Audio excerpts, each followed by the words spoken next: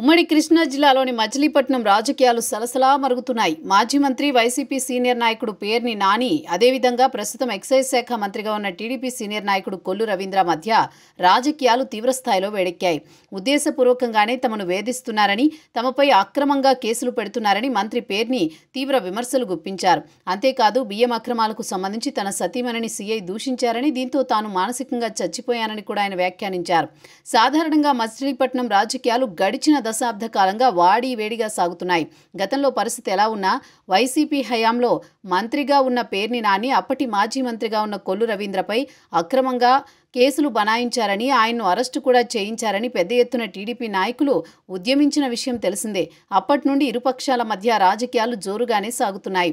తాజాగా కూటమి ప్రభుత్వం వచ్చిన తర్వాత ఇతర నియోజకవర్గాల్లో ఉన్నట్టే ఇక్కడ కూడా ఉద్రిక్తతలు కొనసాగుతున్నాయి. అయితే ఈ విషయంలో అటు కొల్లు రవీంద్ర కొంత సంయమనం పాటిస్తున్నారని చెప్పొచ్చు.